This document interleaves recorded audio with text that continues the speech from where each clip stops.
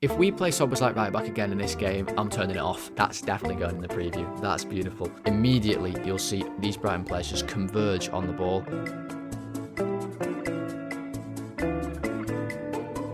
Right, hello everybody, welcome back to the Golden Sky. I'm Tom, and today it is the preview for Brighton versus Liverpool, 12:30, bright and early tomorrow on Saturday morning. Today we're going to cover everything you need to know about both Liverpool and Brighton, as always, on a Friday before we get into the game on the weekend. So let's not waste any more time, let's get right into the video. Okay, so as always, we will start with my predicted Liverpool 11, but before we do, I do just want to say, to premise at the start of this video, this has been a mental week. I have bought a house, and everything's going crazy. I am super busy. I had the videos to make last couple of days, so if this preview is a little bit scattergun or maybe shorter, I don't know how long it will take at this point. The prep work I did earlier today to get this preview out, because I really did want to keep the previews consistent on a Friday as we near the end of the season. Just a disclaimer to start this one, bear with me guys, as I have to make calls to 1 million businesses at the minute. It's wild, but forget about that for a second. Let's talk about my predicted 11. So Alisson Becker is in the goal as he returned against Galatasaray. At right back, I've gone Curtis Jones. I've got Konate and Van Dijk in the centre-back positions, with Kirkes at left-back, Gravenberch in the middle, and I have lined the lads up here in a diamond, with Gravenberch at the base of it, McAllister to the left, Szoboszlai to the right, Wirtz number 10, Gakpo and Ekitike up front. A lot to talk about there, I think, in Liverpool's team that I've predicted.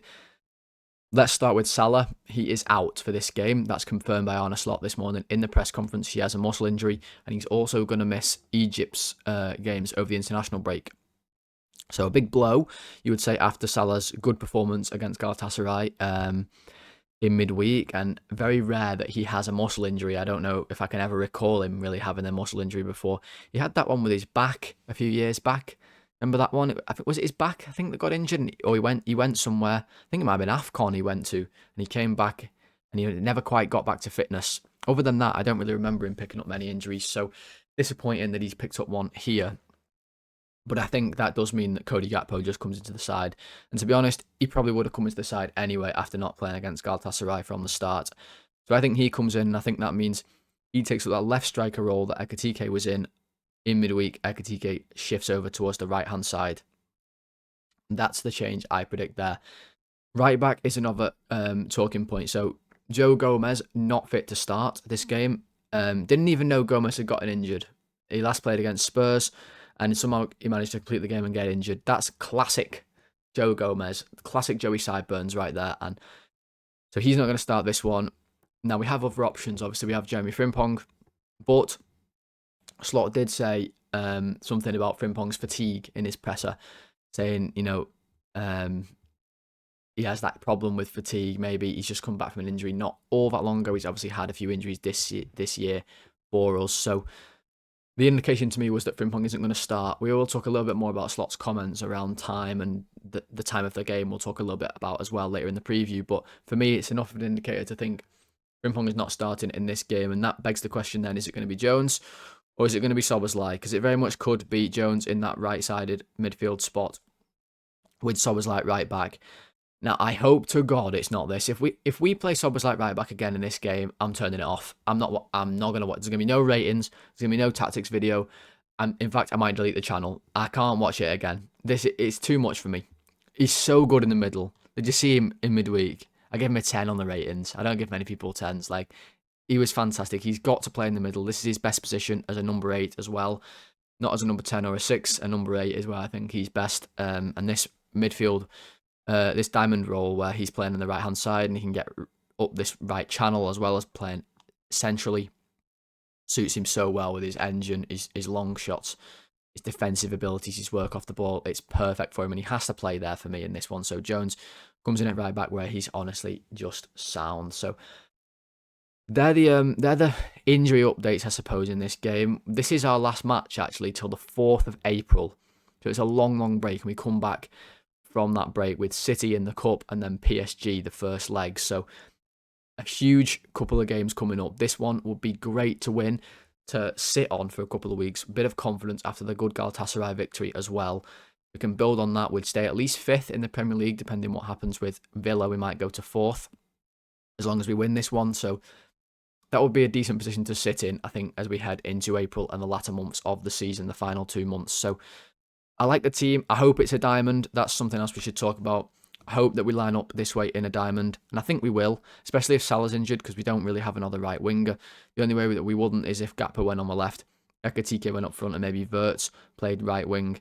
I don't really see Slot doing this, to be totally honest, so I think it will be a diamond, and I think we'd all be happy to see that, because our best performances have come when we played the diamond this season. I'm thinking of Inter Milan.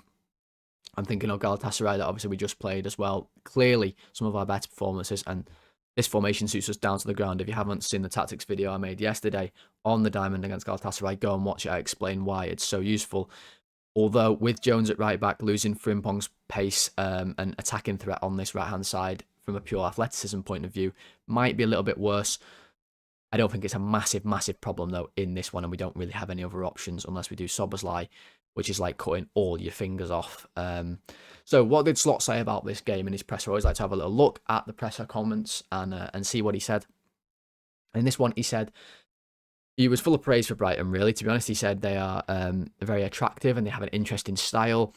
And it's a very intense game, usually. So I think that you can read between the lines there, and basically that's him saying Brighton are not going to come and sit back and defend, and that, well, they won't. We know Brighton, they don't do that, and they're at home as well, obviously, so that impetus is on their players even more to set the tone and give the fans something to cheer about. So Brighton are definitely going to come at us, and I think Slot knows that. He talks about we're always up for a fight if the team want to fight us. I think that's a little dig at some teams who haven't maybe come out as aggressive to play against us. I do think Slot needs to understand that teams don't have to play like that against us. I do think he needs to understand that teams can sit back and defend, especially given the fact that it works so well against us, or has at least this season. And he should maybe stop being so surprised or so offended by it. Do want to say that, but that said, he did talk some sense when he said we have only had 60 hours rest. It's true. It definitely is true, and it is pretty astounding that we have a 12:30 game this weekend after playing Wednesday night. Yes, we were at home, but still we had Champions League. Now, I understand there's lots of teams in England who played in midweek as well. It was difficult to find a team who didn't, who could go on that half-12 slot. It does also mean we'll probably have, well, we'll at least have Fletch, I imagine. Will we have Ali on the game as well? Will it be a Fletch and Ali ratings? Who knows? I don't feel like we've played a half-12 game in absolutely ages. So we're probably due one, in all fairness. It doesn't quite feel like the Klopp era when we played one every single week, always after an international break, does it? But here we are. It's going to play definitely a factor in the game, playing at half-12. It always does. The players are always a little bit more lethargic for me, and I think that with Slot's comments there about the lack of rest or turnaround time between games, it's almost like he's warning us as fans to say we're going to get tired.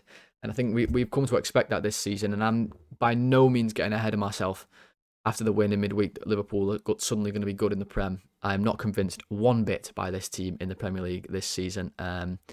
Let's see how it goes here against Brighton. He did say that Dominic Szoboszlai is a midfielder and he will play him there if he has the chance to do so. And that was a promising quote. I want to see you play him there. You do have the chance to play him there. Just play him there. That's as simple as it gets. Let's talk about the table. So that's Liverpool's team. Let's talk about the situation. As we enter, really, the business end of the season, it has crept up on us. It certainly has crept up on me anyway. Just how little of this season is actually left. Only 8 games left in the Prem. We've played 30 now. The season is nearly over. I've nearly done a full season of the Golden Sky. Nearly a full season of ratings, of previews, of tactical analysis videos. I hope you've had a really good time watching as much as I've had fun making them. We've got plenty more to do. But let's look at the table. So, 5th place, 8 games to go. Like I said, 1 point ahead of Chelsea. 1 point ahead of Chelsea, 2 behind Villa, and 5 behind United, which is unbelievable, by the way, that we're behind Man United. If you said that to me at the start of the season, I would have ripped your head off, because I'd have said, how is that possible, my friend? Now, those 3 teams, Chelsea have Everton away, Villa have West Ham at home, and United have Bournemouth away. So, not really the best fixtures for us. They were more last week when the big teams played each other.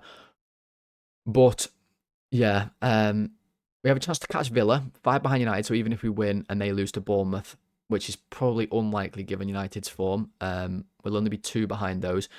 Everton could do us a favour, and West Ham are fighting for their lives, so maybe there's something there that could help us out in this one. because we obviously want to get points on the board. Try and catch Villa for 4th place, I think, has to be the goal at the current stage in the season. Just try and get into 4th.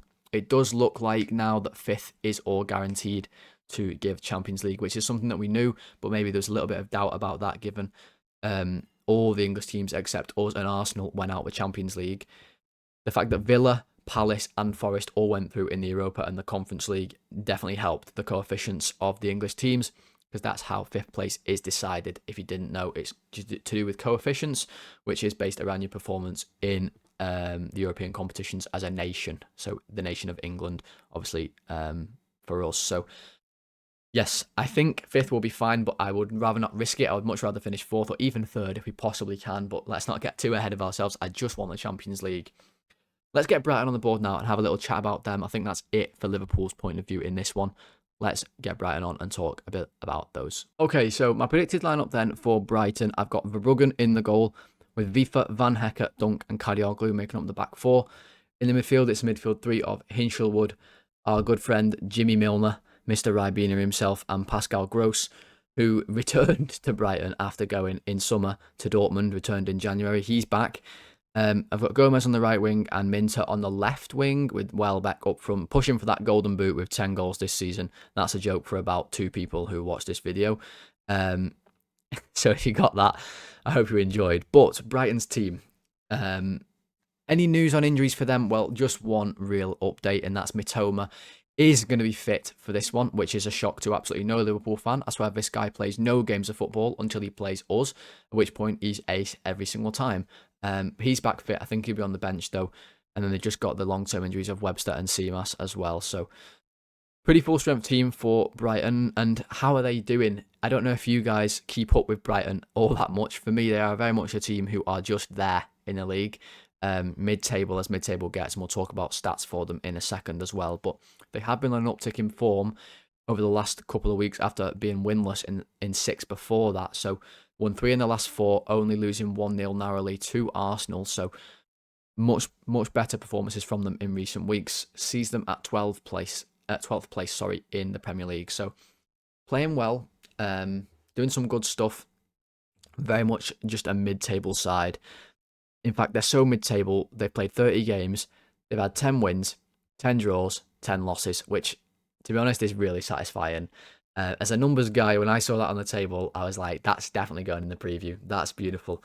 Keeping it consistent from Brighton all season long. So a ratio of 1 win for every draw for every loss. It's pretty impressive stuff.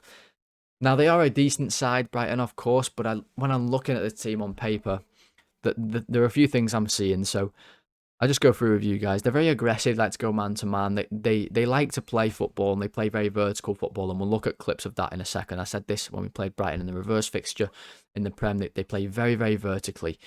Now, they aren't always a short passing team anymore, like they were when De Zerbi was in charge.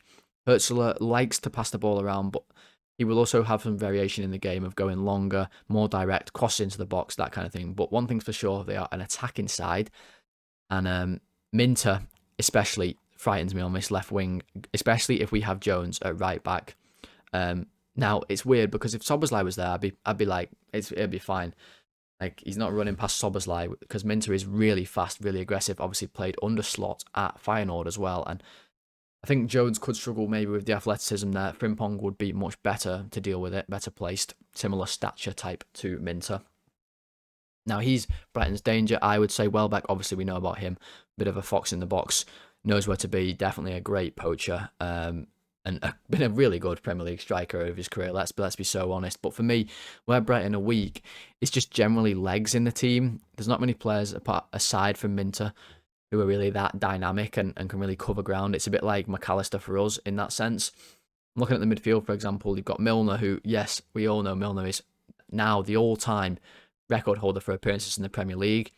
And he's been one of the most athletic players to ever play in the Premier League, obviously still doing it at his age. But he certainly doesn't have the sheer pace and running power to get around the pitch as he once did. Gross, the same, never really been much of an athletic player, more technical-sided player. And Hinshelwood, similar to Gross in a similar way, I would say. How many times can I say similar? I don't know. It doesn't even sound like a word to me anymore. The back four as well, Van Hecker and Dunk, I don't think are particularly quick. And we know that they like to play a high line, Brighton, despite this as well. Verbruggen will come out and sweep up very aggressively. Kadioglu's got a bit of nip about him. Vifa's more of a midfielder than a fullback. Could be Veltman, I suppose, that ends up there, but I think they'll go with Vifa. Veltman not the quickest either, so why am I telling you all this? I mean, we don't have loads of pace in our team either, especially if we line up like this. But maybe that'll help with how we want to play in this game. It won't be turned into such of a basketball transition type match that we can't end up coping with and we'll get outran. Maybe we'll be able to actually compete and run further than Brighton in this one, like we did against Galatasaray. So let's see how it goes. What I'm going to do now is just quickly run through some stats for Brighton, because they are the most mid team ever. These are amazing. I mean, they don't vary higher than 7th or 12th in any of these stats. They're right in the middle, except one, which is their whole identity. And we'll talk about that one at the end. So 12th in goals per game in the Premier League this season, 7th in goals conceded. So they leak a bit more than they score, which is why they're in 12th. 7th in possession, so not as dominant as they once were on the ball, but still good, still like to have it under their control. 10th in expected goals, splat bang in the middle. 9th in expected goal difference. 8th in shots on target. 11th in big chances, 10th in accurate crosses. So from an attacking point of view, with all of those attributes, very mixed. They're not really specialising in one area of the game. They are very, very mixed, very mid-table at all of these parts of the game. 9th in interceptions, so from a defensive point of view, very similar as well, middle of the pack. But the one where they really excel and it really jumps off the page at you when you look at Brighton's stats as a team is they are second in possession won in the final third, and that is what Brighton are all about. When we have the ball at the back and we're trying to play out, by the way, something we have been horrendous at this season. Hopefully the diamond helps us, as it should, in this one, to play out against Brighton. But they go man-to-man, really aggressive. They go man-to-man even with the centre-backs. They are not afraid to do so. They're very brave. Now, it can cost them goals, which I'll show you in a second, but they press high, they win the ball back high, and it leads to goals also, like I'll show you in a second. So let's just get into that. Let me show you the clips I've got of Brighton, and maybe this will become a little bit clearer of what I'm trying to say. Okay, so first example I'm going to show you of some of Brighton's recent games is actually them off the ball, and this is Sunderland on it, and this is where Brighton can be caught out, I think. They want to be really, really on the front foot all the time, but they aren't that great at it. They sometimes miss the mark, and I think this is because of the legs in the side, to be honest. So you can see here Sunderland trying to build up. The goalkeeper's had the ball. Gomez has gone to press. And then everyone is kind of doing their jobs, you know, being really aggressive. Milner's coming in here. Everybody's pushed up. You've got a spare man here, Ballard, who's running back to centre-back. Clearly some sort of repositioning going on for Sunderland. But Milner is late to come into the middle, and it just kills Brighton's entire game plan. If you miss a press or you're not as aggressive when you're man-to-man, it just destroys it. You have to be really, really, your timing has to be good. You have to act as a unit, a really cohesive unit. They don't do that there. They move the ball on Sunderland. Milner's late to press. Now he's wanting to run over here. They move the ball inside Sunderland, and then it gets moved on again through the lines of Brighton to the right winger, which is something we could definitely do. I mean, if this is Frimpong or Jones, it doesn't really matter. If we get them in this much space where they can take the ball forward and deliver, maybe you'd want it to be Frimpong, but Jones is more than capable of that. And if we can have this much space in between the lines, Florian Wirtz and Dominic Szoboszlai are going to have a field day like we did against Galatasaray with Brighton's really high press. So the ball goes out wide, and you can see Sunderland were able to get a cross in. They don't score from it, but dangerous areas, and then they've obviously got players in the box, like what we would have Gakpo, Ekitike, Wirtz maybe. Looks kind of similar, doesn't it, to how we might line up. Sunderland obviously lost this game 1-0 thanks to a freak Minter goal, but the chances were there, and that wasn't the only one either. This is another very clear example of how open Brighton are.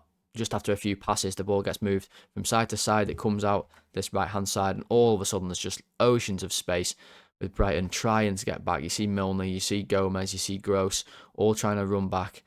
They don't have the legs really, but also pay attention to how high Brighton's line is.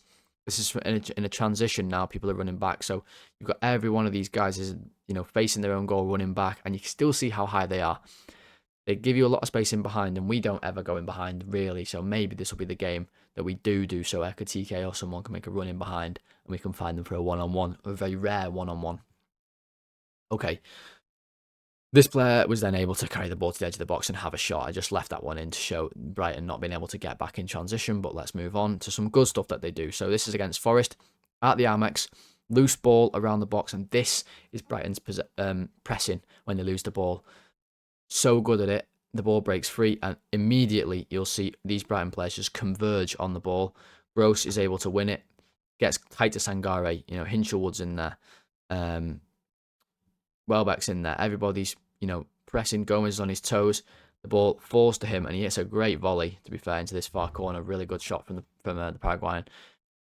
I think he's a decent player, to be honest. And then I left this clip in as well, just to show how brave Brighton are. Maybe stupid. I mean, this is an insane photo, because this is a 4 and then a 5 just lined up in the box. Dunk is the one back at this stage. Van Hecke's obviously gone forward to try and get the cross in. Here's the left back. The right back is here. It's really, really aggressive. They want to get that line of 5, which we see so often popularised in the modern game, against the back 4, force you back. Now, will they do this to us all that much, or will they sit off? I think they'll probably be more likely to sit off a bit more, but not afraid to throw bodies forward. And this might honestly help us, to be honest, because we can't break down a team that put their men behind the ball. We'll move on again. This is against Brentford, a good win for Brighton at Brentford. So this is an example of the verticality in the game of Brighton. And what I mean by that is there's not a lot of passing with Brighton that goes sideways and back and then again and then again and again and again. It's very vertical. So the passes go forward or they go back. They go forward or they go back. It's lots of bounces, lots of quick and then slow tempo. They'll vary how they dictate the game. And Milner here, the tempo is nice and slow. He's got his old mate, Jordan Henderson, staring right at him. He's going to play a nice pass forward, just clip it into a good run made. And then it's flicked on. You see another pass goes forwards. It's not going sideways. It's not going back where it came from, out to the wing back. It's going on, and Welbeck's alive to the situation. Really good off the ball, Welbeck. And movement, fantastic. Always has been. Gets onto this one. Forced to Mitoma. And then Mitoma has a shot, which ultimately gets saved by Kelleher. There's Liverpool players everywhere in this preview today. But like I've just said, they're not also afraid of going long. They can play that sort of short style that we know Brighton with over recent years, but they are also very capable of going more direct. And this is not so much a long ball from Van Hecke, it's more of a pass. But still, the point is there. This ball is going over the top. There's no one coming to show in the middle like when we used to see Caicedo and McAllister under De Zerbi. Those days are gone. This is a long ball that's going forward. It works. They get on the end of it. The cross comes into the box. And then you see Welbeck always poaching, jogging on the spot, ready to tap it into the basically empty goal for another goal for him. But here is where Brighton's man-to-man system can fail them a little bit. So man-to-man, very aggressive, like I've already said, very tight all over the pitch. But Schade is going to come and draw Van Hecke out of this back line. And you'll see on this photo here, Van Hecke, he knows Schade is his man. He's programmed as a footballer to know, I am man-to-man with that striker, so I've got to follow him wherever he goes. Now, he knows Schade's gone in here. He starts following him. But you see the pass, it's already being made where it's going, and he realises he can't go in here. That this ball is now going over his head. He's vacated his position. And sure enough, it does go into that space. Brentford get in. They should score. They don't, so Brighton get away with it. But this is the type of thing that we could maybe pull them apart with the man-to-man system. Maybe we can get Wirtz, Szoboszlai dropping into holes, pulling centre-backs away. Ekatike the same. Gakpo, less of the same, I would imagine. But that's some interesting points about Brighton. Let's finish off with Super 6. Okay, I could really do with winning Super 6 this week, given that I've just bought a gaff. That'll be honestly pretty nice. Won't have to worry about the mortgage then. But will I do it? Probably not. Let's be so real. Fulham, Burnley. This is a Fulham win. 2-0s and 2-1s. I asked ChatGPT last week. It didn't go well.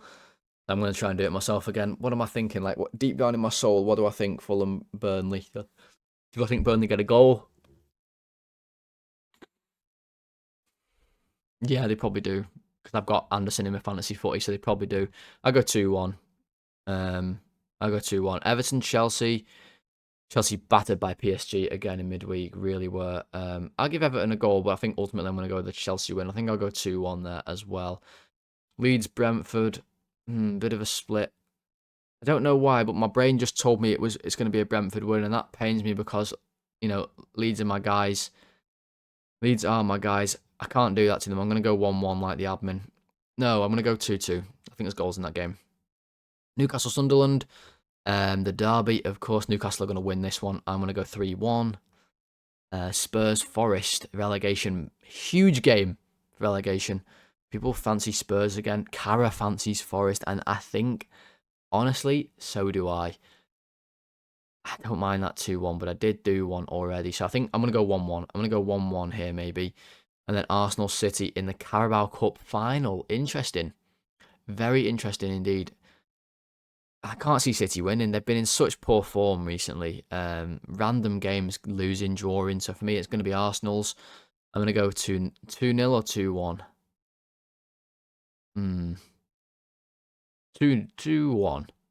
No, 2-0. I've already done a 2-1. I've already done a 2-1. So let's go with the 2-0 to Arsenal. 5th minute. Maybe this is the week. I am losing confidence every single week. There's basically no chance of doing this, but we'll try our best. Come on, fingers crossed for me, guys. Thank you very much. But that is going to do it for today's video. I really hope you did enjoy it, guys. The preview for the game tomorrow at 12:30.